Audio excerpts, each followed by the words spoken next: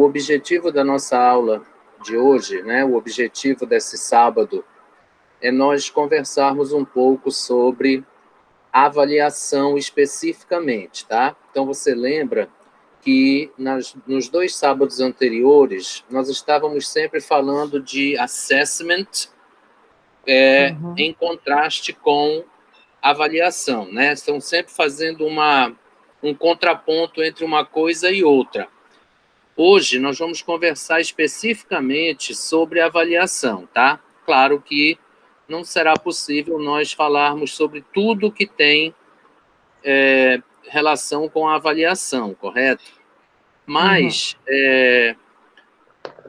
nós vamos tentar estabelecer aí uma diferença entre três elementos principais que sempre causam alguma confusão quando se fala em avaliação, tá certo? Só um minuto. A Raíssa está entrando. Pronto. Oi, Raíssa. Bom dia. Bom dia. Tá com a internet boa? Tá me ouvindo bem? Sim. Tá. Eu estava já conversando com a Alana, tá? Porque este sábado a nossa aula será, na maior parte do tempo, em português, tá? E nós, nos últimos sábados, né, nos últimos 2 sábados, nós estávamos conversando e discutindo o contraste entre assessment e evaluation, né, avaliação. Então, sempre fazendo um contraponto entre uma coisa e outra, certo? Para a gente poder entender bem a diferença entre elas, tá? Hoje, nós vamos conversar especificamente sobre avaliação. Então, eu preparei uma espécie assim de questionário para vocês, tá? O primeiro está em inglês, o segundo está em português, e aí eu vou querer que vocês respondam ao questionário dialogando comigo, tá certo? E aí, no fechamento, eu vou mostrar para vocês, então, uma espécie de conclusão desses 2 questionários, tá? E aí, depois, como a gente já fez no sábado passado, eu vou colocar esse material lá na plataforma para vocês acessarem, né, além do vídeo. Tá entendido? Sim, Ana? entendido. Sim. Okay. All right. So, today's our last Saturday. No more classes on this session. But remember, the next session will begin next Saturday, okay? Because of this idea of the Christmas and New Year, we have no time.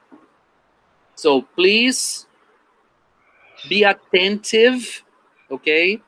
Because the final exercise, the final assignment that you have in the platform will be over, okay, on Wednesday.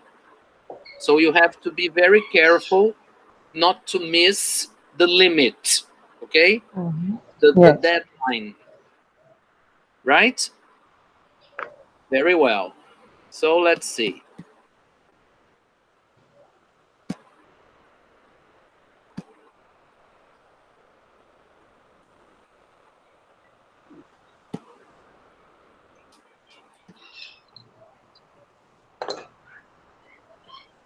Can you see the paper, or I have to make it bigger, longer?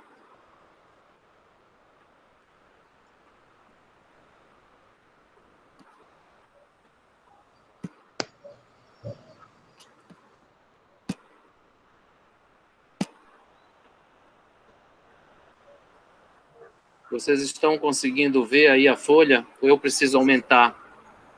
Está muito pequeno, professor. Aumentar mais um pouco. Tá. Melhorou ou quer que eu vá para 100%? 100%. Oi? 100%. 100%. Essa aqui tá um pouco, a fonte está um pouco pequena. Vê se dá para ver agora. Sim? Dá para ver? Não muito bem. Ainda tá pequeno. Então, vou aumentar mais, hein?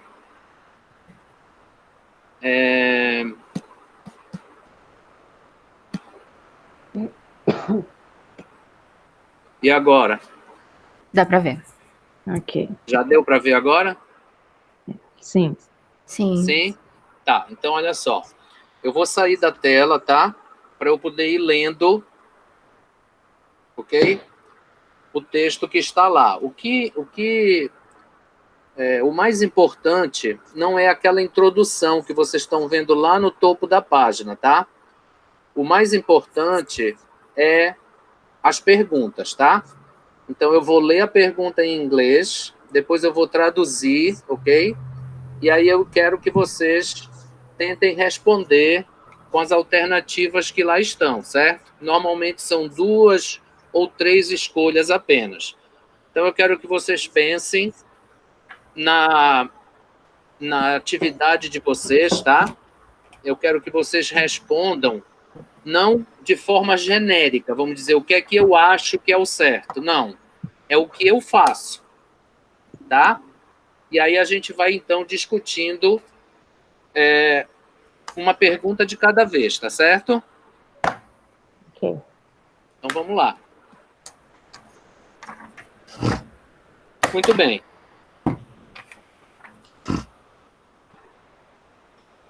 Bom, ele diz aqui no último parágrafo, tá? Ele diz assim: long before tests are given, quer dizer, muito antes, né, da gente começar a aplicar provas, testes, né?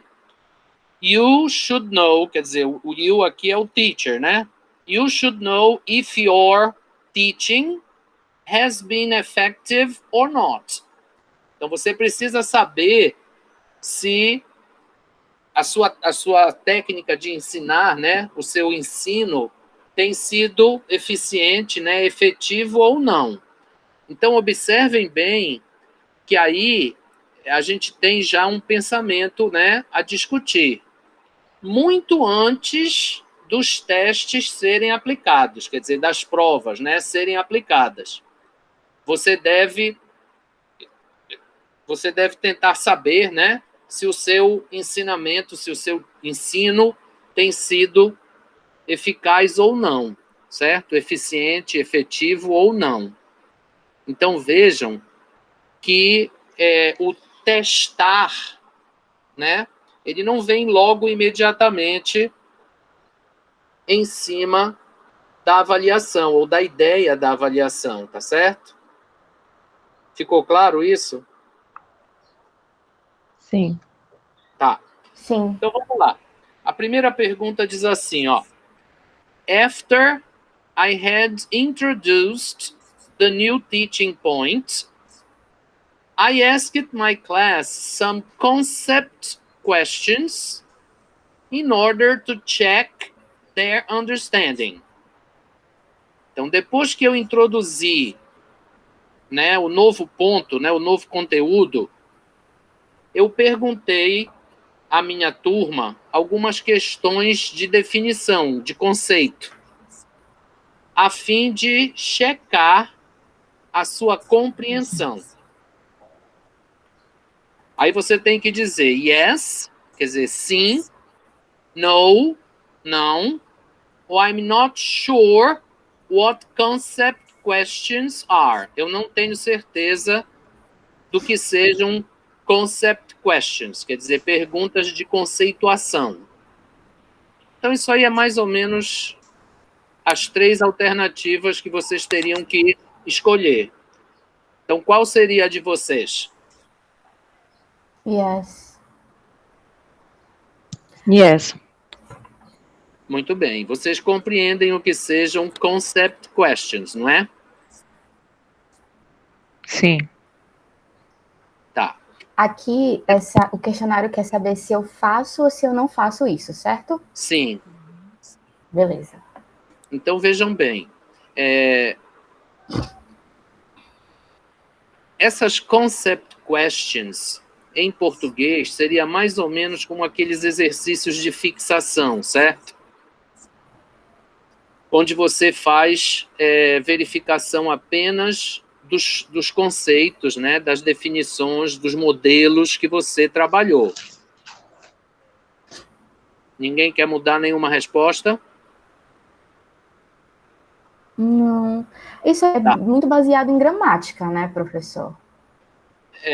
Bom, não necessariamente só na gramática, tá? Mas, por exemplo, se você explica um vocabulário, né? Um item de vocabulário, como é que você verifica se o aluno realmente entendeu esse vocabulário, né? Uma palavra ou uma expressão, né? E isso aí é particularmente importante quando você está falando de phrasal verbs, né? Que são aqueles verbos em inglês, né? De 2 partes ou 3 partes, que não tem um significado literal, né? Então, isso é importante em inglês, porque por exemplo, esses phrasal verbs, né, que a gente chama também de idioms, que são aqueles verbos de 2 partes, tipo get up, né, get off, put on, put off, take off. Em inglês, eles são muito utilizados, certo? Eles têm uma utilização enorme. Então, é muito difícil você conseguir explicar o significado desses termos, né, desses verbos, sem essas concept questions para fazer essa verificação depois, porque o sentido deles não obedece o significado literal das palavras que o compõem, tá certo? Então é assim, vocês sabem que o professor ele vive argolado e aperreado por causa de tempo nas aulas, né? Não tem tempo para fazer quase nada. Especialmente na escola regular, certo, Alana? Sim, sim. Pois é. Desculpa. Então, muitas vezes, o professor se desespera e acaba pensando apenas em cobrir o conteúdo, certo? Ele quer acabar o conteúdo, ele quer dar o conteúdo, para depois não dizerem que ele não deu o conteúdo. E aí ele não tem tempo para este tipo de coisa, que, é claro, não precisa ser feita a todo instante durante a aula, né? Mas, assim, esporadicamente, né? De tempos em tempos, e isso é uma decisão que ele precisa tomar. Então, isso aí é avaliação, tá, gente? Você está avaliando, certo? Só que não é aquela prova, você não está fazendo prova, certo? É claro que depois a gente vai chegar a uma conclusão, tá, gente? Mas não agora. Então, se vocês tiverem alguma pergunta ou quiserem fazer alguma colocação, façam, tá? Bom, a questão B diz assim: After they had practiced the new lesson, I gave them a problem-solving activity where they would have to use the new language. Então, depois que eles já tinham feito a prática, né, do novo conteúdo, eu ofereci uma atividade de problem solving, que é aquela em que eles têm que resolver uma situação, né? Você dá uma situação e aí eles têm que discutir e resolver essa situação, na qual eles teriam que usar a nova linguagem, né? Aquilo que eu acabei de ensinar. Yes or no? No, for me, no. Vocês disseram no? Raíssa, no. E a Alana? No. Por quê? Vocês acham que essas atividades em que tem que discutir uma situação, um problema e chegar a uma solução, não é um bom tipo de avaliação? É um bom tipo de avaliação, só que na estrutura das aulas, porque no meu caso eu tenho que seguir um padrão, né? eu tenho tempo limitado para cada fase dentro de sala de aula. E não existe essa fase de esperar que os alunos tenham essa liberdade e consigam resolver coisas sozinhos. É tudo gramática, exercício, gramática, exercício, gramática, exercício, e fica só para aí. Então vem a segunda pergunta. Mas você acha que esse tipo de atividade seria um bom tipo de avaliação? Com certeza, com certeza. Certo. Por quê? Seria bom, porque seria bom ver como é que o aluno raciocina tendo que resolver um problema sem auxílio do professor, porque eles ficam muito dependentes da gente. E ficam muito viciados em sempre ter um exercício para fazer. Então, eles têm o comando de uma pergunta, a estrutura da pergunta, o que eles têm que transformar, o que eles têm que responder. Eles nunca param para pensar sozinhos e tentar resolver alguma coisa sozinhos. Certo. Alana? É exatamente isso que a Raíssa falou. Eu vou falar muito mais em relação, né, da minha prática trabalhando no ensino regular há muitos anos. É complicadíssimo. É uma forma perfeita de avaliar. Só que foi bem colocado pela Raíssa. A gente não tem, às vezes, por sermos o professor e termos autonomia em sala de aula, evidentemente, mas é como se nós não fôssemos donas do nosso próprio tempo em relação à forma que a gente quer conduzir o trabalho em sala de aula. Porque você tem X conteúdos para cumprir e você tem que dar conta daquela demanda toda, da forma como a escola te exige, a coordenação te exige, né? E a gente só consegue ficar preso, na maioria das vezes, nesses aspectos gramaticais da língua inglesa, que para o aluno, em maioria, acaba se transformando ao longo do ano, e aí a gente tem que procurar N formas de saber de que maneira você vai abordar esses aspectos gramaticais, a ponto de que o teu aluno não fique enfadonho o ano todo, porque ele só consegue ver um aspecto da língua, e aí a gente tem que saber introduzir os outros elementos que são tão importantes quanto, para que esse meu aluno fique o tempo todo, né, de uma certa forma estimulado, de uma certa forma curioso em querer conhecer outros aspectos. Geralmente, eu sempre falo nas minhas aulas, algumas coisas que acontecem na língua inglesa acabam acontecendo na própria língua portuguesa. De alguns professores ficarem apenas, predominantemente presos à gramática da língua portuguesa, como se não houvessem mais outros tipos de elementos a ser trabalhados. Muito ocorre também na língua inglesa. E essa liberdade em sala de aula a gente acaba não tendo, porque a gente tem pessoas para quem nós temos que dar conta de tudo aquilo que nós estamos desenvolvendo em sala de aula, que no caso é a nossa equipe pedagógica, né, de coordenação, e acaba ficando ali de mãos amarradas, ainda que muito se fale que o professor tem autonomia na sala de aula, que o professor tem autonomia diante da sua própria disciplina, mas na prática isso não acontece muito. Às vezes até um ato de rebeldia dos professores de tentar fazer alguma coisa de forma diferente que não vá ao encontro do que a coordenação pedagógica quer que você faça. E eu acho isso muito justo, porque só nós sabemos a realidade do nosso aluno em sala de aula. E uma coisa que a Raíssa falou aí muito importante é justamente o fato do aluno estar preso, muito condicionado à figura do professor. Ele não consegue ter não a capacidade, né? Na verdade, ele não é levado em sala de aula a fazer isso, é esse tipo de avaliação onde ele consiga ter um pouco mais de liberdade e poder fazer sozinho algumas coisas. Né? O ensino acaba ficando muito mecânico, de certa maneira. Especialmente quando nós estamos falando de uma segunda língua, né? Como inglês, espanhol, francês, etc. Exatamente. Mas isso também se aplica ao português, tá, gente?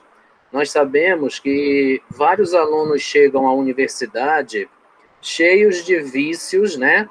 E de problemas com a aplicação daquilo que eles aprenderam na língua materna, tá? Então, isso é uma dificuldade do método comunicativo aplicado a essas aulas, né?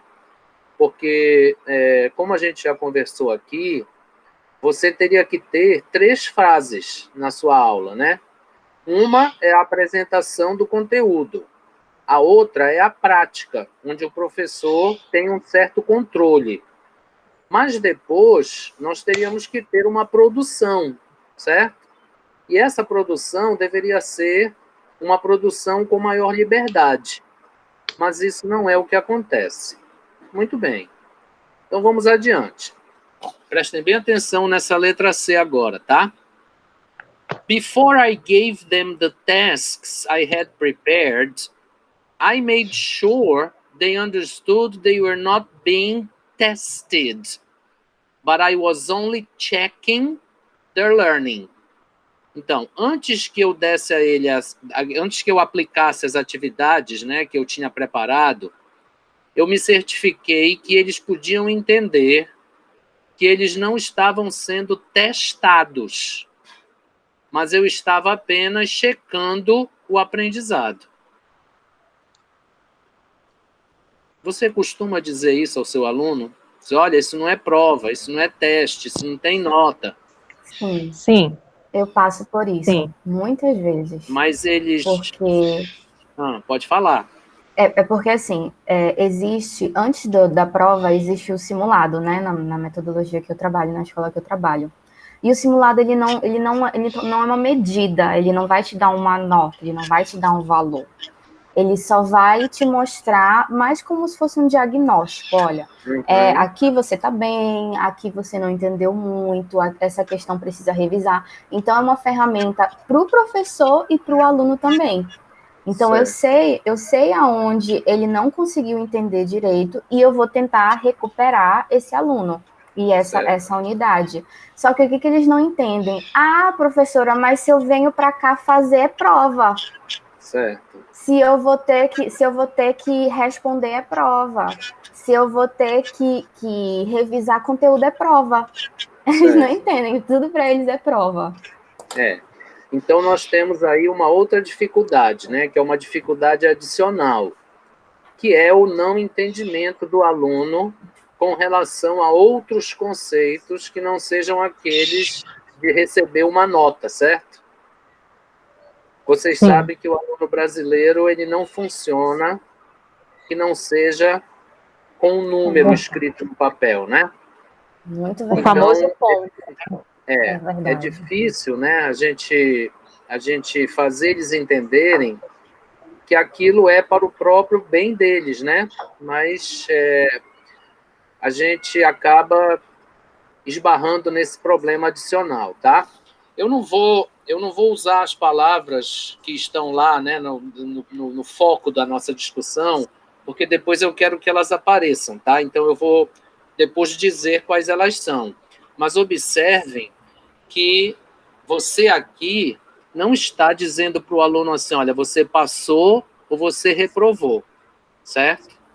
O que você está fazendo aqui é buscando, certo? Uma compreensão daquilo que você precisa reforçar, por exemplo, como disse a Alana ou a Raíssa, não sei qual das duas que falou, porque eu não estou vendo vocês, tá? Mas, enfim, o que nós estamos aqui buscando é entender se nós precisamos fazer aquela famosa revisão, né, ou aquele reforço. Então, às vezes, a gente tem como dizer para o aluno assim, olha, você vem hoje à tarde, né, eu vou dar uma aula extra, eu vou te dar um exercício extra. É claro que o professor busca fazer isso de forma mais genérica, né? O PCN, ele diz assim, olha, tem que ser de forma mais individualizada. E isso é o que preconizam as metodologias modernas. Mas nem sempre isso é possível. Então, às vezes, você faz assim uma mediana das coisas, né? E aí busca uma solução para ela, certo? Bom, letra D. I tried to check if they had learned the new point by asking them questions like, did you understand? Is it clear now? Have you got any doubts? Então, eu tentei checar se eles tinham aprendido o novo conteúdo com perguntas tipo, você entendeu? Está claro agora? Tem alguma pergunta? Isso é bem polêmico, hein, gente? Eu faço isso. Eu quem? Raíssa. Você faz esse tipo de pergunta? Faço, todas as vezes. É quase um vício. Mas é mais a questão assim, para checar... a força do hábito. É a força do hábito. E também para checar se a conexão está sendo feita. Por quê? Às vezes o aluno, ele está voando dentro da sala de aula. Ou então, ele está no WhatsApp. Aí eu falo, você entendeu? Aí o aluno vira a cabeça e fala, você está falando comigo? Uhum. Aí eu digo, bom, não tem ninguém na sala de aula, só eu e você, né? Então, você entendeu? Ah, não, entendi. Tava no WhatsApp o tempo inteiro. Enfim. Existem outras situações também, né, Raíssa? Por exemplo, a gente sabe que a síndrome de Estocolmo, ela existe dentro da sala de aula, né? Então, desculpa, você, na verdade, sequestrou os seus alunos naquele momento, certo? É claro, de forma figurada, mas sequestrou. E aí, às vezes, tem aquele aluno que fica assim, embevecido pelo professor. E aí ele acaba não prestando atenção no conteúdo em si, tá? Hoje em dia, se você trabalha com adolescentes, né, vocês sabem que existem aqueles famosos distractors, que são os fatores de distração, né? Então tem o Zap, tem a menina bonita que está sentada do meu lado, tem a professora que também é bonita, eu estou com um problema em casa, eu briguei com a minha namorada. Aí você tem uma série de coisas que às vezes são fatores emocionais, às vezes não são, né? Eu tenho que ajudar em casa, eu não tenho tempo de estudar, então eu não consegui acompanhar o conteúdo passado, e aí agora com um novo conteúdo que é uma consequência do passado, eu não consigo entender nada. Então há uma série de coisas aí, né? E esse item aí, D, ele é extremamente controverso, tá, gente? Ele causa uma série de discussões. Bom, antes de eu colocar quais são essas discussões que acontecem, me diz aí, Alana, você costuma perguntar isso na sua turma? Bastante, já é indispensável, é automático já. Porque geralmente as turmas são muito cheias, 35, 38 alunos. Já cheguei a ter 42 alunos na sala de aula. Entendeu? Então, assim, a gente tem que estar ali dando conta de todos, dando conta não, entendendo todos esses fatores externos, né, dali daquele momento do ensino, e tudo distrai. Ou é o telefone, é alguém que passou no corredor, a porta da sala de aula está aberta, é a conversa paralela aqui do lado, é a fofoca do dia anterior, quando é o grupo de meninas, é um transtorno.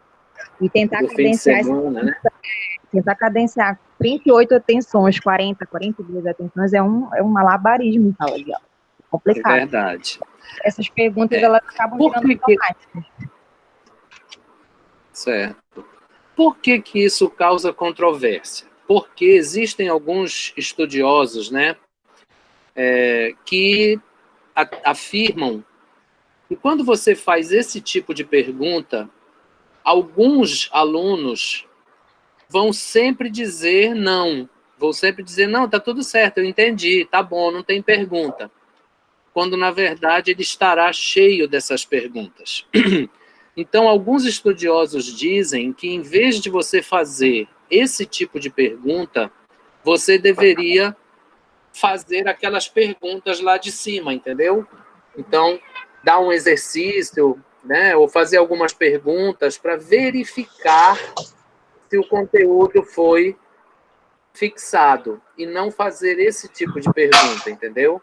Que é uma coisa que os professores fazem muito. Na verdade, então, professor, pode falar. É que essa questão aí de não perguntar, mas fazer uma outra forma de verificação, algumas vezes eu já fiz isso em sala e pego os alunos de surpresa no momento da aula, Aí ele fala, não, professora, mas você entendeu porque precisa, entendeu? É necessário. Aí uma vez um aluno até brincou, então, mas antes de você tivesse perguntado se tinha entendido, eu falei, é justamente o efeito inverso, né? Que às vezes vocês ficam calados. Então, alguma forma a gente tem que trazer para a sala de aula para ver se esse sim ou não de vocês realmente vai confirmar. Condiz com a realidade, né? Exatamente. Isso é por isso que eu disse, tá? Isso é uma coisa bem controversa, tá? Então, alguns acham que de vez em quando tem que perguntar, outros acham que tem que ser mesmo uma tarefa ou uma pergunta de conceito, né, de conteúdo, para que eles mostrem se realmente estão acompanhando ou não, né? Enfim, gente, é aquilo que a gente sempre diz, né? Não tem uma receita, certo? Quem dera que ensinar pudesse ser transformado em uma receita de bolo. É verdade. Então, essa decisão aí tem que sempre ser do professor, dentro do conhecimento que ele consegue adquirir daquela turma, né? Vocês lembram que eu disse a vocês que as turmas são sempre diferentes, né? E não interessa o quanto de experiência o professor tem. Quando você enfrenta uma turma pela primeira vez, a perna sempre treme. Pelo menos a minha treme, né? Mas, então, é preciso que o professor tome essa decisão. É óbvio que parece, a princípio, melhor que você tenha uma tarefa ou uma pergunta conceitual, né, que o aluno possa responder para você, então, avaliar o que aconteceu naquela aula, tá? Mas, como eu acabei de dizer, não é receita, tá, gente? Essas perguntas, diga. Eu acho também que aqui cabe um pouco do feeling do professor. Então, eu não passo a situação da Alana porque as minhas turmas são muito pequenininhas. Então, às vezes com 4 alunos, 2 alunos, 5 alunos, no máximo 8. Então, eu consigo estar muito mais próxima dos meus alunos. E o que eu percebo? Às vezes o aluno diz, sim, eu entendi, mas tu vê no olho do aluno que ele não entendeu. Então, o que eu faço? Ah, ótimo, ele está com vergonha de dizer que ele não entendeu. Eu vou deixar todo mundo seguir as suas atividades, eu vou sentar do lado dele, porque eu tenho essa liberdade, né? Eu acredito que no caso da Alana seria mais difícil, porque são muitos alunos, mas eu consigo sentar do lado dele e explicar o conteúdo do lado dele, sabe? Já praticamente pegar na mão e olha, aqui é assim, é dessa forma, mas é muito do ambiente que eu trabalho, né? Que isso não vai se aplicar em todos os casos. Nossa, seria um sonho eu ter 8 alunos na sala. Pois é, né? Não, mas olha só, gente, tudo tem uma solução, tá? Para tudo tem uma alternativa possível. Então, o conceito de tomada de decisão, ele se baseia nisso, tá? Não há problema sem solução. Agora, infelizmente, para este aspecto, a solução terá que ser sempre in loco, baseada no feeling do professor, que pode depois mostrar que estava errado, né? E aí, Raíssa, eu vou só me arriscar aqui, né? Vou ousar te dar um conselho. Tenha só um pouco de cuidado, tá? Porque quando a gente pega na mão de um aluno de forma muito frequente, os outros alunos podem achar que estão sendo, de alguma forma, negligenciados. Tá? Então, a gente precisa ter, além daquilo que eu falei ainda há pouco, daquela síndrome de Estocolmo, né? A gente precisa ter muito cuidado, especialmente, e aí a vantagem, eu diria, que é da Alana, né? Mas a gente precisa ter especial cuidado quando a turma é pequena, como você disse aí, né? Eu estou sempre mais perto dos alunos. Isso significa que a contrapartida também é verdadeira, certo? Então é preciso só que você tenha um pouco de cuidado nessa medida, tá? Preste atenção nas minhas palavras, hein? Sim. Bom, oi, pode falar. Não? Posso continuar? Não, eu tô ouvindo. Tá. Sim. Então, agora, a gente vem, vamos dizer assim, para uma espécie de fechamento com uma outra controvérsia, uma outra questão que causa polêmica, tá? Então, a letra E diz assim: I gave them a short test immediately after teaching the new lesson to check if they had understood the point. Então, eu dei a eles um pequeno teste, né? Um teste curto, imediatamente após ensinar a nova lição, para checar se eles tinham entendido o ponto, o objetivo, né? O conteúdo. Então, aí nós temos 3 palavras que são complicadas. Primeiro, eu vou começar aqui a discussão dessa questão, depois vocês podem complementar se quiserem. Então, primeiro, o termo short test. O que é um teste curto? O que é uma coisa curta? Ela é de múltipla escolha ou ela é discursiva? Subjetivo, né? Imediatamente após ensinar a nova lição. Esse é um outro ponto. Imediatamente após. O que é esse imediatamente após? E o outro é para checar se eles entenderam o conteúdo. Olha só, gente, prestem bem atenção. Quando a gente diz checar se entenderam o conteúdo, nós vamos precisar dar feedback. Se você tiver 5 turmas de 40 alunos em uma única semana, você terá que ler e dar feedback para 200 tarefas. Se elas não puderem ser agrupadas, você vai ficar doido. Então, aí a questão é a ideia de teste curto, certo? A eficácia desse teste e se ele deve ser aplicado imediatamente após ou se deve dar ao aluno um certo tempo antes de fazer essa checagem. Na verdade, isso é perigoso, né, professor? Nós temos aí alguns pontos, né? Vamos lá, diga lá. Eu acho bastante perigoso. A partir do momento, assim, por exemplo, assim, eu vou tirar pelas minhas experiências de alguns anos anteriores. Eu já trabalhei na zona rural, por exemplo, que a realidade é totalmente divergente da zona urbana. Certo. Entendeu? Por exemplo, eu tenho turmas menores. Eu tenho, por exemplo, na zona rural, eu já tive a experiência de ter 10 alunos, 11, 12, diferente da zona urbana.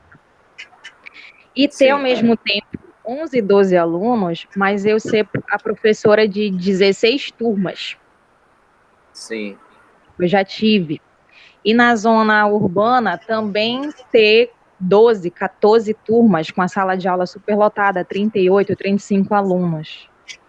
Então, se eu fizer uma única atividade para fazer, por exemplo, uma checagem rápida, imediatista, as minhas turmas são totalmente heterogêneas, não tem uma turma igual a outra e cada aluno tem um tempo de aprendizagem. Eu corro um sério risco daquela minha única atividade que eu desenvolvi para fazer essa forma de verificar se o aluno conseguiu apreender alguma coisa, eu corro o risco daquilo realmente falhar, porque uma turma ela é diferente da outra, uma turma reage diferente da outra, um aluno tem um tempo diferente do outro.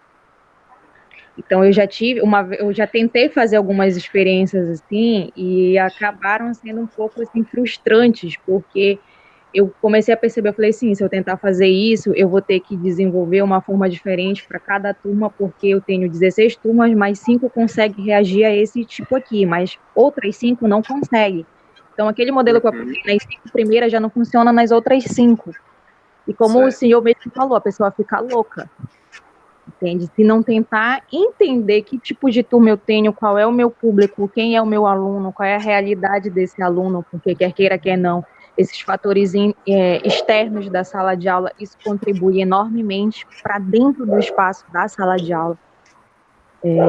Não só especificamente na língua inglesa, mas a dificuldade é 2 vezes maior quando nós estamos falando de um novo idioma, de uma nova língua. Então, é bom, mas o professor precisa conhecer muito bem o seu alunado, porque o risco também é grande. Bom, a gente tem 2 coisas aqui, né, gente? Então, assim, é claro que você terá que aplicar esse teste em algum momento.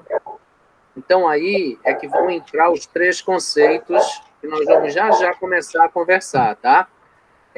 A avaliação, ela é dividida em 3 universos, tá? Básicos, claro. E aí isso que a gente vai conversar um pouco a partir de depois que a gente finalizar aqui esse questionário e passar para o segundo, tá? Bom, você precisa saber, por exemplo, você não precisa estar na zona rural, mas se você estiver trabalhando com uma turma de EJA, por exemplo, você vai ter que ter um comportamento completamente diferente. Aí, justamente. aí a gente esbarra em um problema que é do professor, mas que é um problema estrutural, tá? Não existe essa preparação, né? E, assim, existe muita teoria, né? Você sabe como tem que preparar uma questão de prova, né? Ou de exercício avaliativo.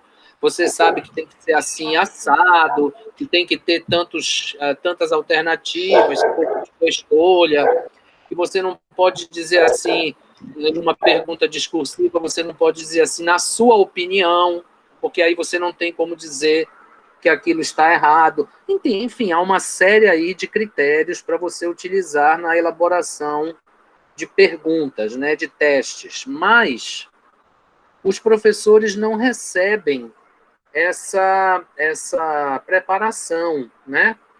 E aí é difícil para o professor conseguir não é diversificar, conseguir espalhar ao longo do conteúdo que ele precisa trabalhar aquilo que precisa ser o foco das avaliações, certo?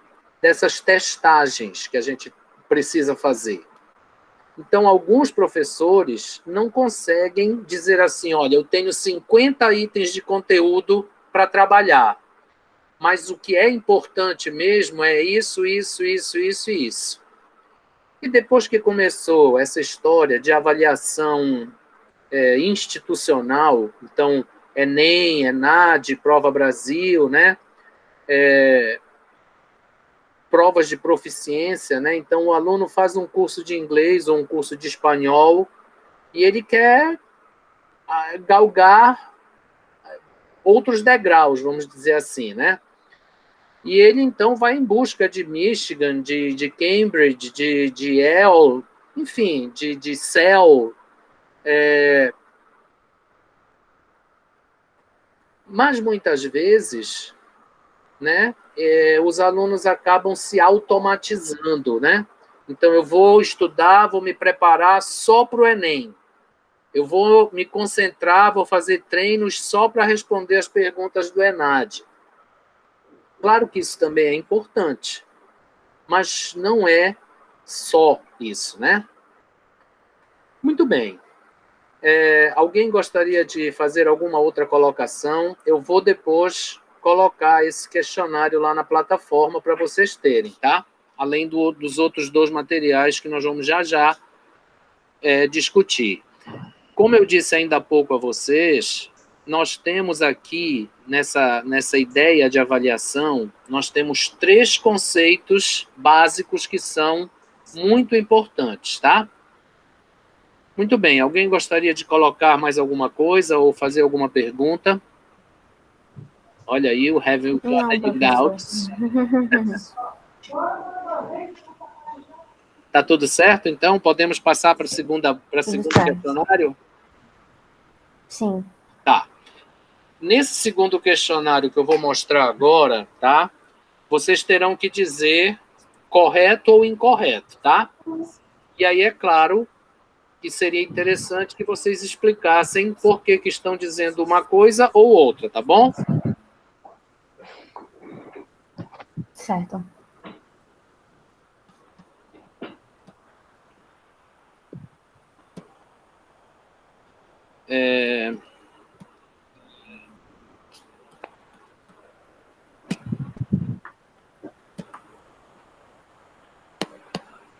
Certo.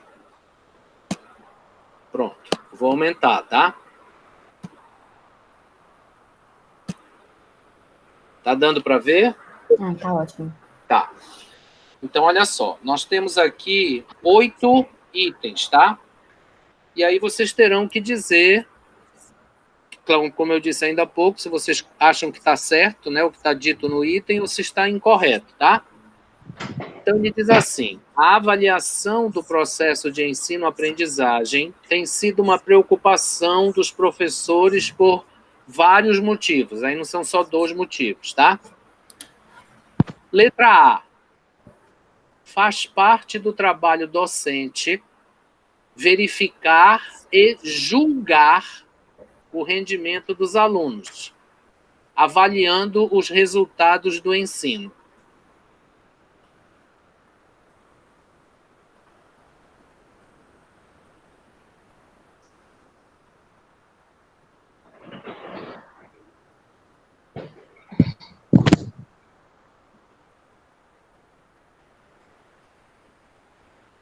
Até a parte do verificar rendimento, avaliar resultado, ok. Agora, esse jogar, eu fiquei meio...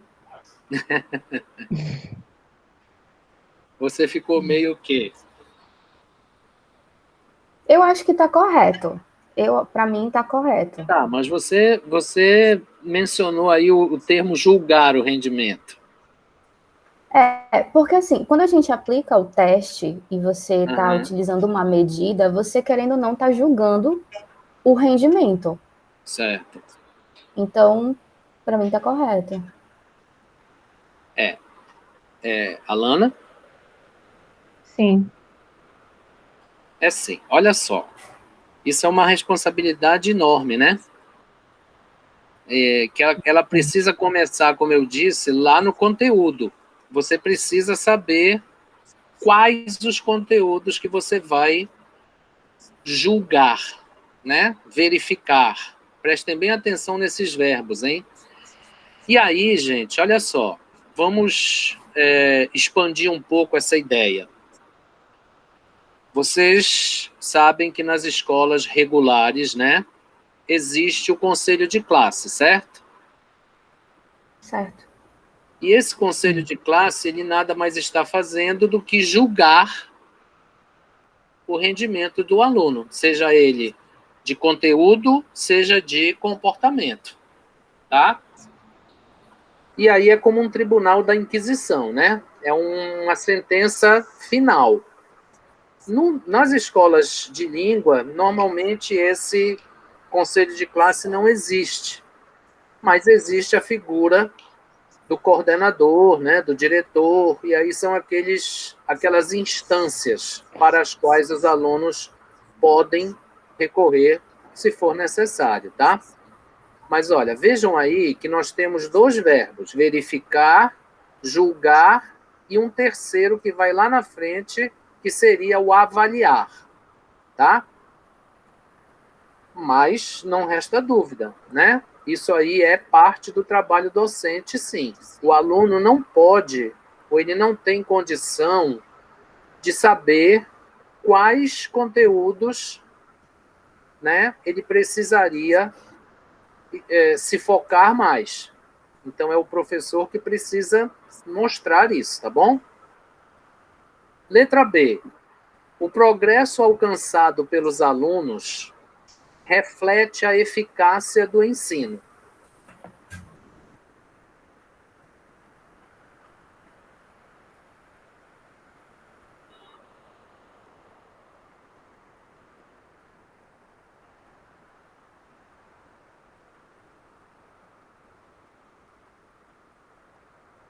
E agora?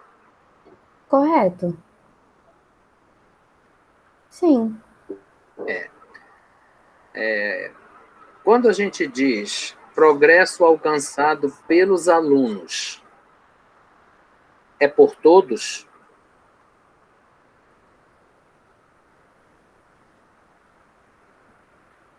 Eu acho que não depende só da eficácia do ensino, mas também disso. Tá, mas como é que você faz essa média? É uma média?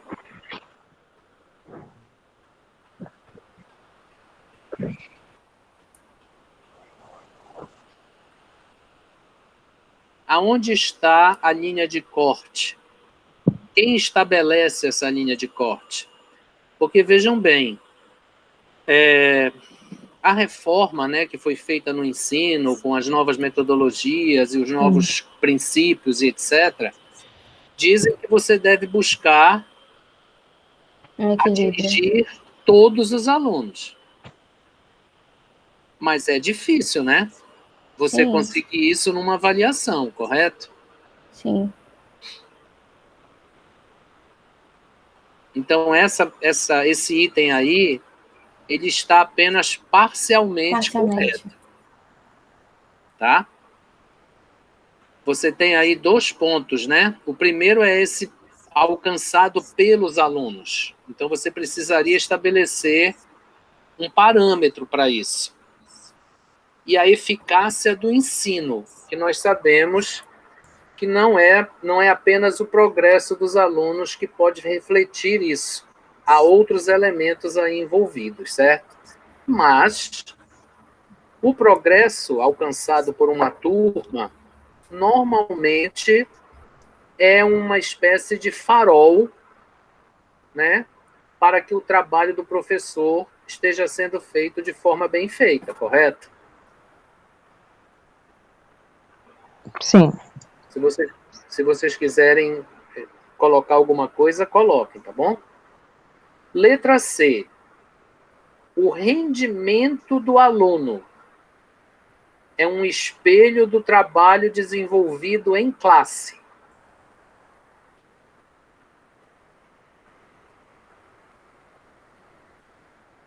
É claro que isso é de propósito, né, gente? É bem vago. Na letra B eu disse o progresso alcançado. Aqui na letra C eu disse o rendimento do aluno.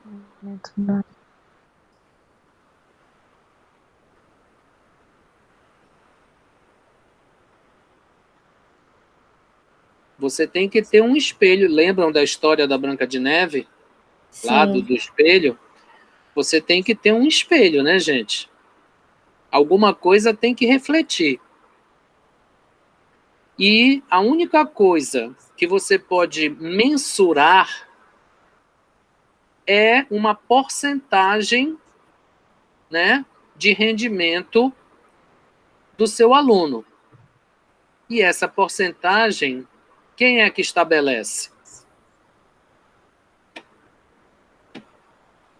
É a instituição, certo? A instituição é que diz assim, olha, a nota, a média é 7. O aluno que não atinge o 7. Só que nós sabemos hoje, né, que não é apenas o trabalho em classe, certo? Que traz essa possibilidade. É por isso que essa coisa de estabelecer uma avaliação somativa com base apenas em provas não é correto. Na verdade, você estabelecer uma avaliação que tenha como base apenas um instrumento, que tenha como base apenas um critério de parâmetro, não está correto. Então, o professor, né, a instituição, precisa aplicar formas diversas de avaliação.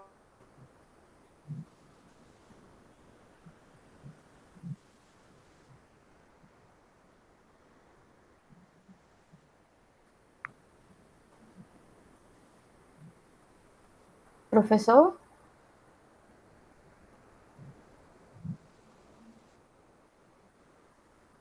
Travou para ti, aluna? Travou.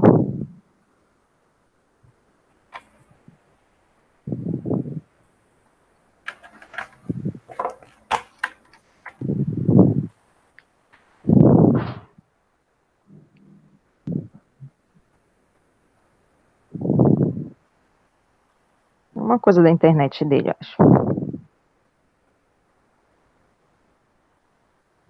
Deve ter sido.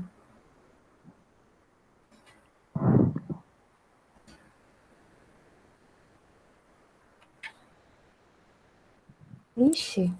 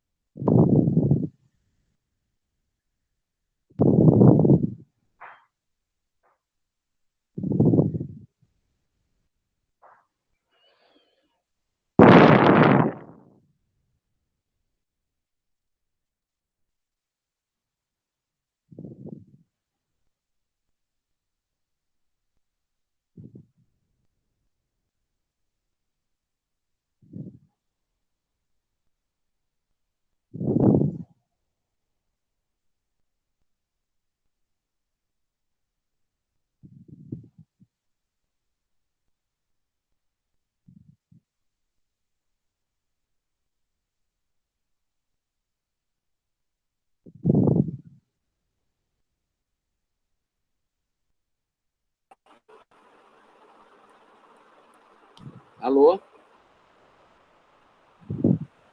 Acho que caiu a nossa conexão. Foi, professor, caiu. Tá. Raíssa, você está aí ainda? Sim. Tá. Bom, nós estávamos comentando, então, essa letra E aí, tá? Que diz que é responsabilidade do professor aperfeiçoar suas técnicas de avaliação. Então, eu estava dizendo que as metodologias de ensino são dinâmicas. Portanto, formas de avaliação também precisam ser. Vocês concordam? Sim. Sim. Não é apenas a avaliação dos alunos, hein, gente? Mas a sua também, tá? Letra F. O termo avaliar Professor, Oi? o seu compartilhamento de tela não está mais aparecendo. Não? Está aparecendo para ti, Alana? Não, não. Vamos colocar de novo. Vejam aí agora. Agora está? Sim. Sim. Tá. Então, a letra F diz assim: o termo avaliar é associado com outros, como exame, nota, sucesso e fracasso, promoção e repetência.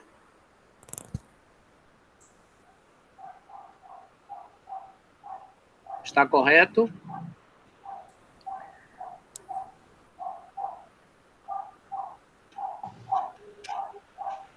Professor, eu acho que o senhor pulou uma letra. Não, eu estava falando para vocês dessa letra E aí, né? Então, eu estava dizendo que as metodologias, quando a gente voltou, né? Que as metodologias são dinâmicas e os processos de avaliação também precisam ser. Então, você tem que aperfeiçoar esses processos continuamente. Certo, que seria responsabilidade do professor Do aperfeiçoar. professor, sim. Certo. Então, não é tá apenas ok. a avaliação dos alunos, tá? Certo. Mas é a sua própria avaliação, né? Você tem que estar em permanente desenvolvimento, né? Aperfeiçoamento dessas ferramentas. Desculpa. Certo. Vocês já imaginaram numa sala de língua, por exemplo, e aí vai a portuguesa, a inglesa, a segunda língua, o que for, a gente fizesse só prova escrita? Nossa. Ia ser difícil, né? Difícil. Pois é. Então, mas vocês acreditem que ainda há escolas, tá? Especialmente a escola regular, onde os únicos tipos de prova são as escritas. Sim. Exatamente. Tá. Letra F. O termo avaliar é associado com outros como exame, nota, sucesso e fracasso, promoção e repetência.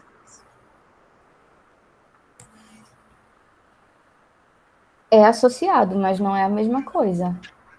Correto. Então, aí nós temos aquela avaliação formativa e temos a avaliação somativa. Ele está aí falando apenas da somativa, né? Sim. Mas é o que acontece, tá, gente? Quando a gente fala a palavra avaliar, o que vem à nossa cabeça, o que vem à nossa mente, a mente dos alunos, dos pais e etc., é passar ou reprovar. Certo? Certo. Pelo menos. Isso mesmo. Pelo E ainda menos tem o fato de os alunos já estão bem acostumados em sala de aula, não só alunos, os próprios pais também, o que é mais complicado para a gente quanto professor, porque a mentalidade dos pais às vezes é mais complicada do que a do próprio aluno em sala de aula, porque todos os alunos agora, principalmente escola regular, tudo que for desenvolvido em sala de aula, o professor tem que atribuir um ponto, porque senão o aluno não quer fazer. É verdade. Mas você lembra? Porque tu tens que atribuir, sempre é isso. E é ruim porque a gente tem colegas que acabam confirmando isso em sala de aula, e quando há uma troca de professor, o aluno começa a te rotular, tu é o professor chato, a tua competência de trabalho, a tua competência de trabalho fica ali à margem de tudo, porque o aluno, ele prefere aquele professor que é o bacana, o que brinca, o que deixa passar as coisas, o que não te exige de uma forma mínima possível, que seja. Sim. Então, assim, ele sempre vai estar ali te rotulando. Ah, o professor só faz trabalho, mas não quer aferir ponto, é só para testar conhecimento. Isso é complicadíssimo em sala de aula para gente. Verdade. E você também precisa lembrar que os pais foram educados, né? Quer dizer, eles foram para a escola há 20 anos atrás, há 15 anos atrás, há muitos anos atrás. Então, hoje em dia, as pessoas estão tendo filho cada vez mais tarde, né? E aí, isso cria um conflito, né? Porque o pai foi acostumado assim, eu estudava, fazia a prova, tirava a minha nota e eu estou aqui muito bem. Então, isso é um complicador, correto? Tá, agora sim. Porém, e aí vem a crítica ao que eu acabei de falar, né? Dentro de uma nova concepção pedagógica, a dimensão da avaliação torna-se mais ampla. Sim. Sim. Sim, é isso. E aí é o que nós vamos ver daqui a pouquinho, quando eu mostrar outra tela para vocês, tá? Que, na verdade, é um PowerPoint que tem várias telas, mas eu vou mostrar apenas algumas, e depois vocês vão olhar lá na plataforma, e qualquer pergunta, faça um contato, tá bom? Mas é isso, gente. A dimensão da avaliação, ela é mais ampla agora. Vocês sabem que os PCNs, Sim. eles dizem assim, formar cidadão. Vocês sabem cantar o hino americano? Só o início. Vocês sabem cantar, ou pelo menos uma linha ou duas do hino da Inglaterra? Vocês sabem qual é o foco desses hinos? O que é que eles, no que é que eles foram baseados? Por que que no hino se diz vida longa rainha, no hino da Inglaterra? Então, prestem bem atenção, tá? Os alunos não conhecem a história do hino do Brasil, certo? Eles só sabem cantar. Então, aqui eu vou fazer um pequeno parênteses, tá? Não vai aqui nenhum tipo de contestação, mas uma boa parte das escolas que se dizem bilíngues estão formando papagaios na língua estrangeira. Porque o aluno sabe cantar o hino. Ele sabe cantar o hino de ponta a ponta. Uma criança de escola bilíngue, às vezes, né, ela sabe cantar uma música em inglês perfeitamente.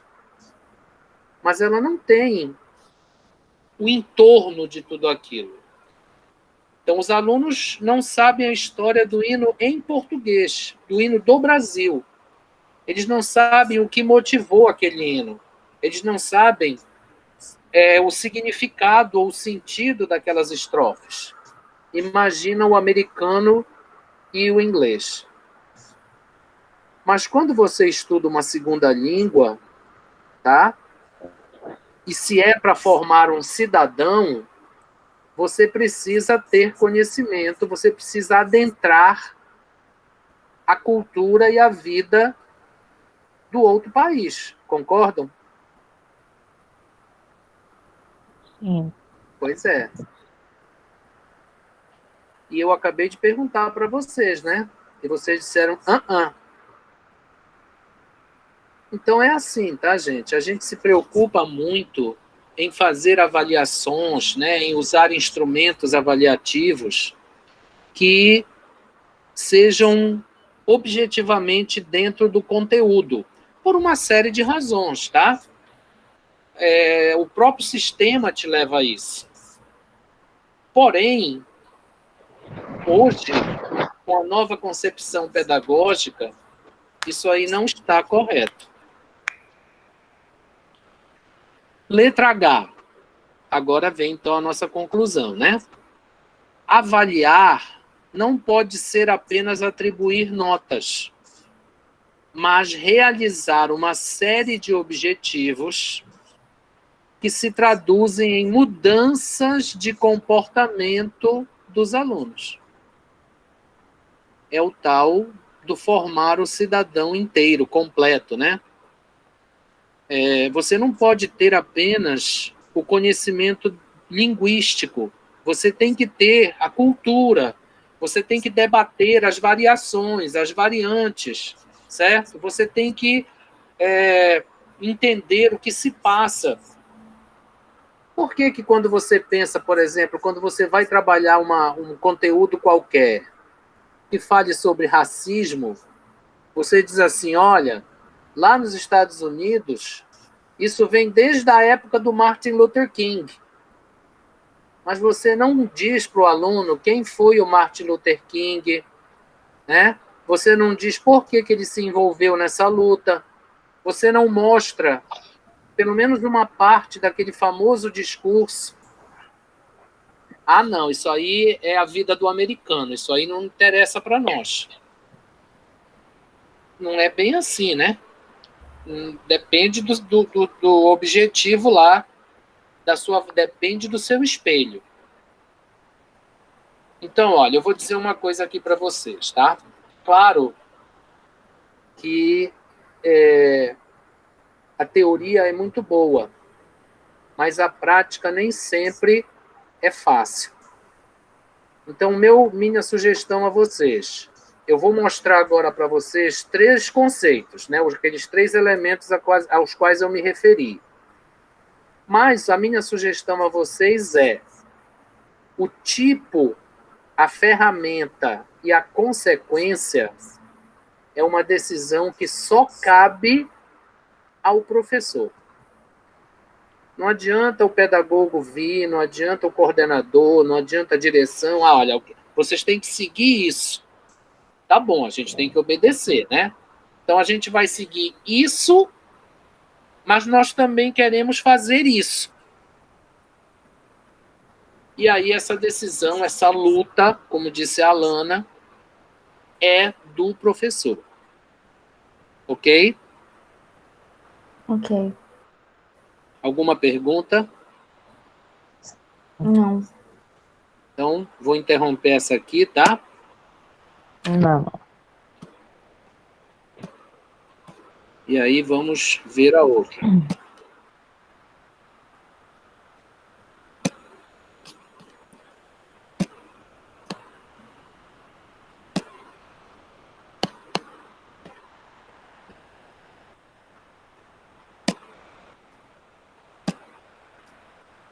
Muito bem. Então, olha só. Nós temos aí 3 palavrinhas, tá? Que são testar, medir e avaliar. Então, assim, a gente poderia, né, discutir cada um desses pontos, mas eles são absolutamente bem colocados e vocês vão poder depois aprofundar isso, tá? Eu gostaria de vir para um outro ponto, que é este aí, ó.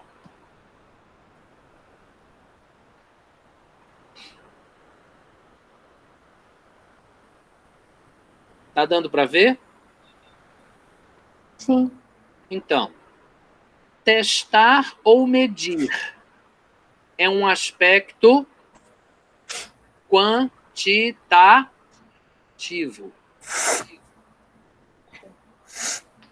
Prestem bem atenção, hein? Testar ou medir é um aspecto quantitativo. E o avaliar, né, é um aspecto misto, tanto quantitativo quanto qualitativo.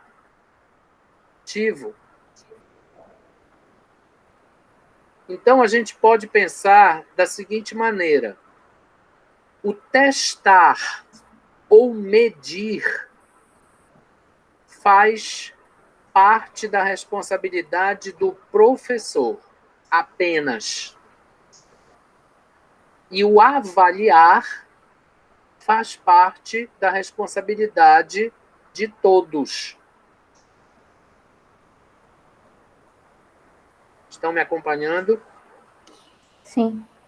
Se vocês quiserem perguntar alguma coisa ou dizer, me interrompam, tá? Então, olha só, o que acontece? Testar e medir são menos abrangentes. E o avaliar envolve tudo. Então, ele diz aqui o seguinte, olha, testar, verificar um desempenho através de situações previamente organizadas, chamadas testes, que não precisam ser só escritos. Medir, que é, vamos dizer assim, a metade do caminho. Descrever um fenômeno do ponto de vista quantitativo, ou seja, para o professor, isso se resume na palavra estatística. Então, por exemplo, dos meus 40 alunos, 38 estão acima da média. Então, esse estabelecimento dessa estatística é interna, de sala de aulas. Avaliar, aí é que vem a confusão. Interpretar dados quantitativos e qualitativos para obter um parecer, obter um julgamento de valor, tendo por base padrões ou critérios. Então, vamos dizer assim, ó, testar e medir são passos que você dá, né, na direção de avaliar. Então, o testar e o medir são coisas internas da sala de aula. E aí o professor deveria ter liberdade.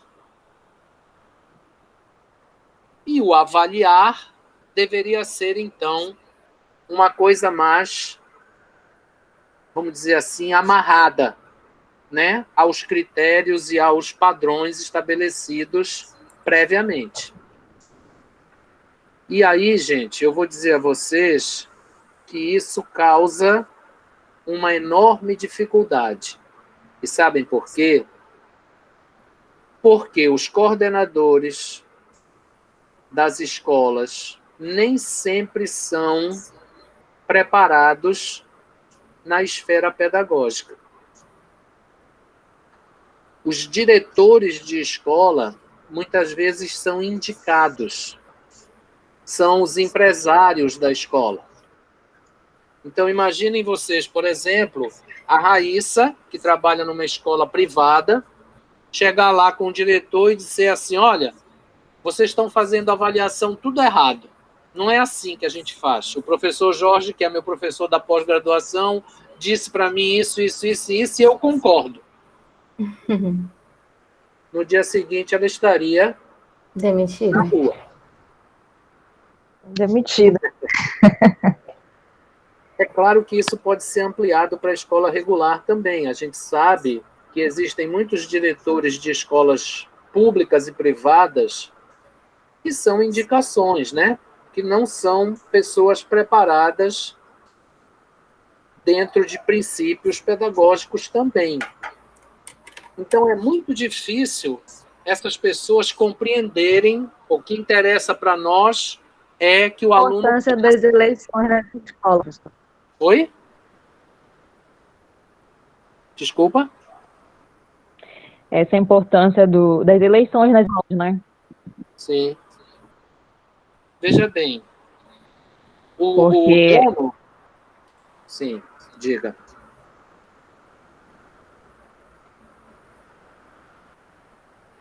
Estamos ouvindo, pode falar. Aqui minha interna. Dá para ouvir? Estou me ouvindo, estão ouvindo. Agora não estou mais.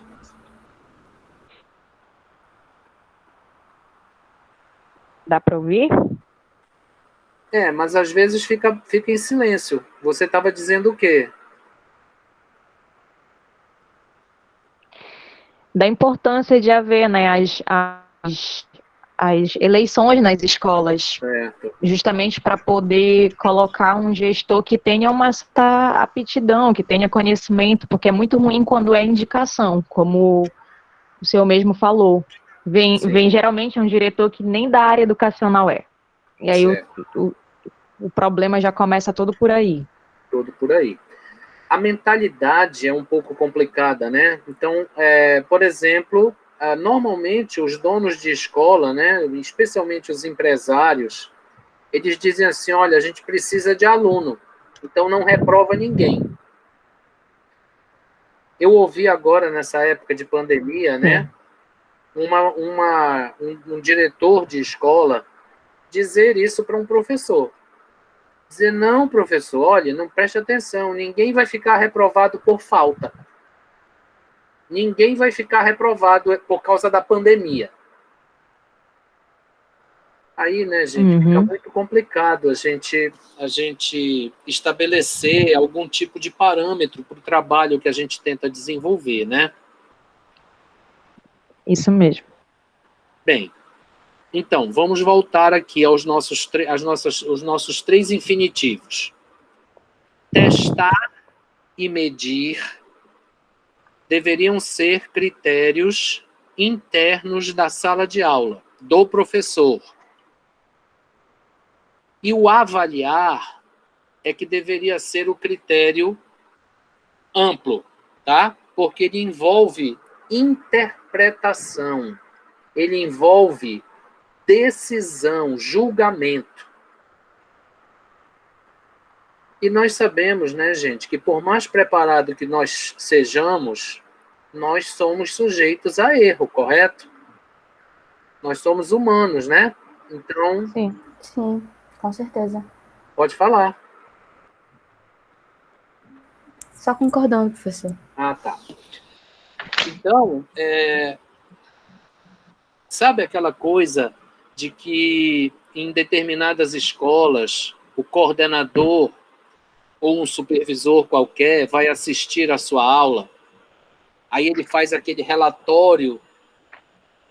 Então eu me lembro que da primeira vez que eu tive esse tipo de comportamento, quer dizer, quando um coordenador foi assistir a minha aula de língua, né, numa escola privada, quando ele me entregou o relatório, quando ele veio falar comigo sobre a minha aula, eu disse assim, mas olha só, já se passaram 15 dias da aula. Como é que eu vou me lembrar das coisas todas que aconteceram naquela aula? Ah, faço um esforço. Aí, enfim, eu comecei a perguntar uma série de coisas cujas respostas eram sempre assim. Ah, foi isso. Ah, faço um esforço. Então, eu cheguei à conclusão de que aquele coordenador não era preparado para fazer aquele tipo de teste, medição ou avaliação. Na verdade, aquilo era uma avaliação, certo? Avaliação. Por quê? Porque ele estava interpretando observações, né? E estava dizendo assim, olha, a sua aula foi desculpa a expressão, uma M. Você precisa se aperfeiçoar, se atualizar, isso, aquilo, aquilo outro. Só que antes disso, não houve nenhuma testagem, não houve nenhuma medição, eu não tive conhecimento dos parâmetros que iam ser avaliados. Então, isso não está correto. Isso como se diz em linguagem popular, né? Colocar o professor em saia curta. Então, gente, a gente precisa ter muito cuidado, tá? Quando a gente pensa nesse conceito de avaliação. É claro que o sistema, ele implica numa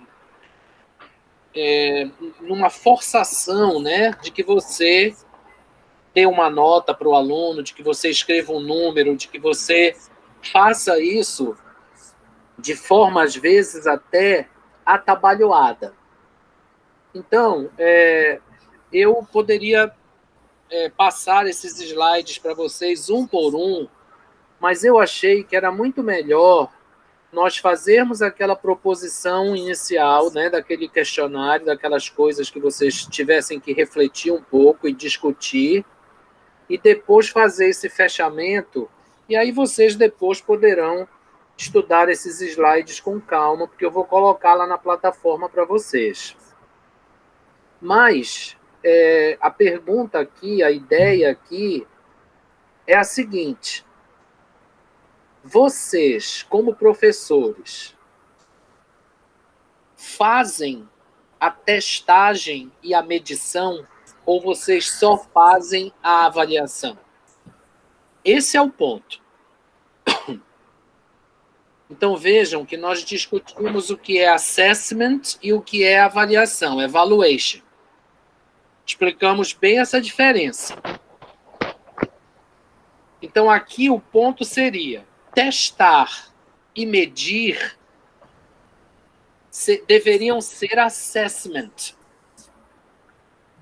E o avaliar deveria, então, ser a avaliação.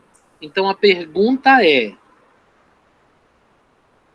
na atuação de vocês, certo? Naquilo que vocês fazem dentro da sala de aula e dentro do processo, vocês fazem essa testagem e essa medição, ou vocês só fazem a avaliação? Querem ver uma coisa? Vamos tornar a coisa um pouco mais complexa. Você tem 5 turmas, todas da mesma série, ou todas do mesmo nível, lá na escola de inglês.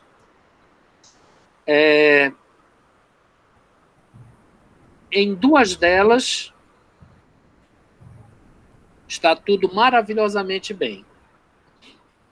Nas outras 3, está tudo uma desgraça completa.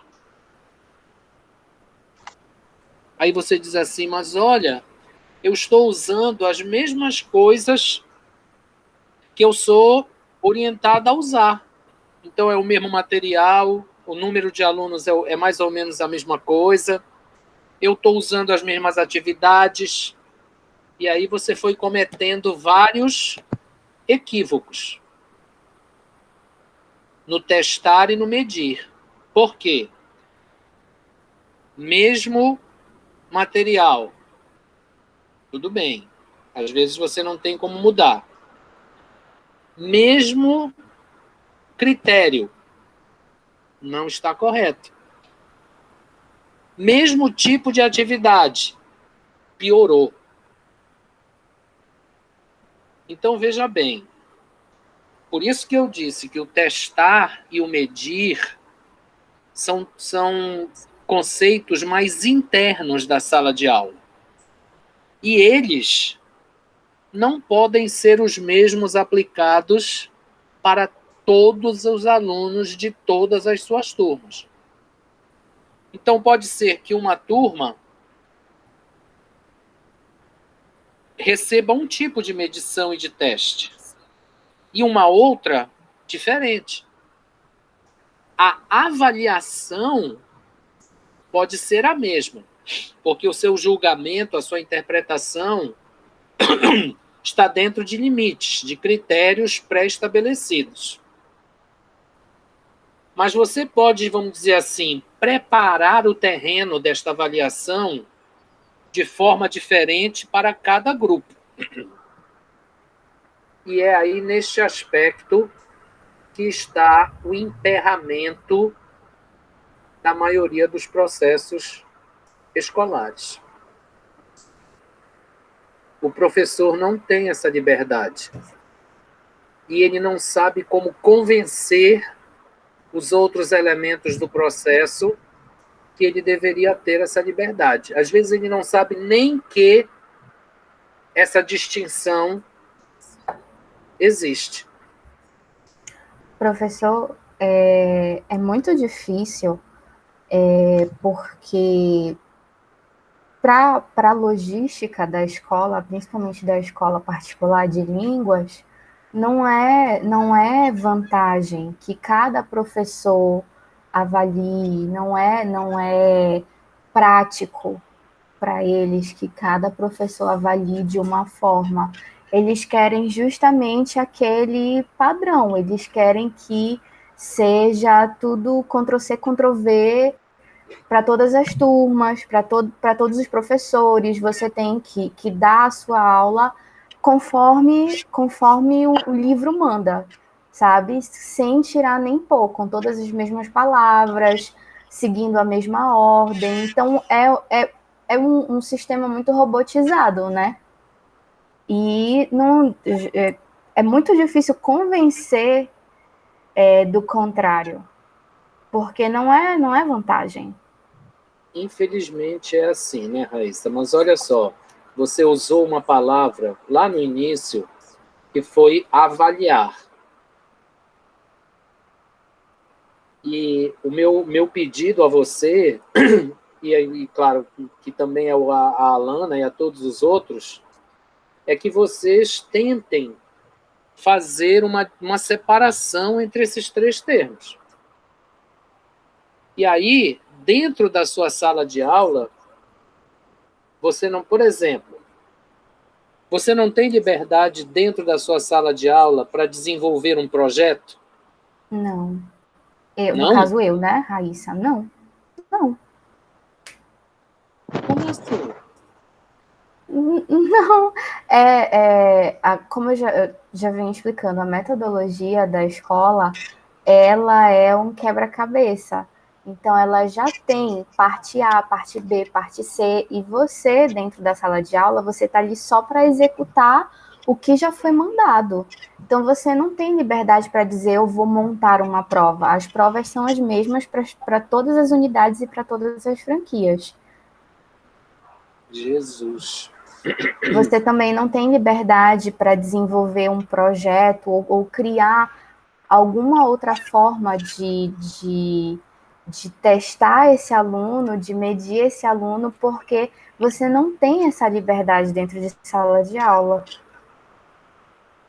Você está ali só para executar uma ordem superior. Bem, então, a única coisa que eu posso dizer é continue tentando. Pode ser que algum dia a escola mude o seu modo de pensar, né? Porque, veja Sim. bem, Raíssa, só um minuto, deixa eu concluir. Isso aí independe do teu material, entendeu? Então, quando você pega um livro-texto, por exemplo, de uma metodologia que está baseada na ideia do comunicativo, lá já constam algumas ideias para esse testar e esse medir. Algumas editoras trazem, inclusive, propostas de avaliação. Sim, eu já vi. Pois é, então, nesse testar e nesse medir, aquilo ali, e se for um livro-texto, inclusive a avaliação, aquilo ali são sugestões.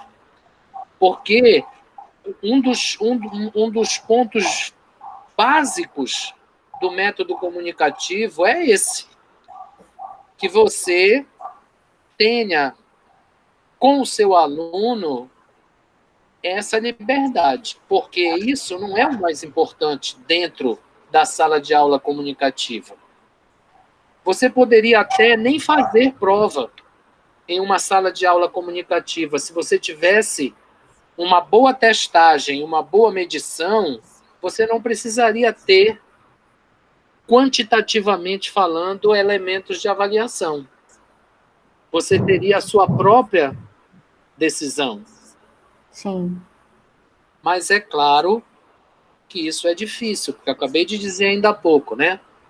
O empresário, ele muitas vezes não quer saber de outra coisa que não seja o número. Então, ele quer que o aluno se matricule sempre. Verdade. Então, existe, como você falou, uma robotização, tá? Então, assim, Raíssa, eu vou te dizer uma coisa. Bom, mas antes de eu fazer isso, eu gostaria que vocês dissessem se há alguma pergunta. Porque eu vou parar de gravar para depois eu dizer o que eu vou dizer para a Raíssa, tá bom? Tá bom. Não, aqui tá tudo bem. Nenhuma dúvida, Alana? Não, tá tranquilo. Tá.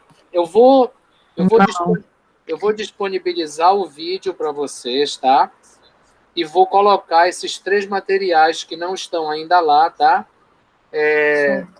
Na plataforma para vocês terem como elemento de reflexão e referência, tá bom?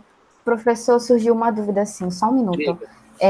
Eu procurei o texto que é o texto para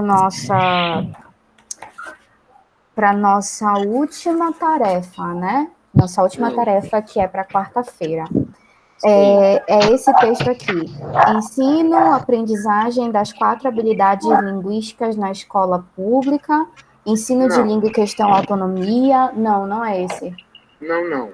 Veja bem, se não me falha a memória, o arquivo que serve de base para a tarefa final de vocês está lá na tarefa. Pois se eu não me engano, foi esse aqui que eu peguei, que seriam 5 questionamentos, é isso? 1, 2, 3, o texto, 4, 5. O arquivo se chama Reflexões de Sala de Aula. Reflexões de sala de aula. Só um minutinho.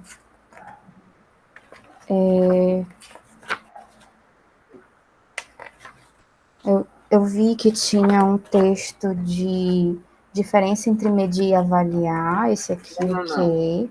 Tem um que é de Oxford. Esse que a gente está discutindo agora. Não, veja bem.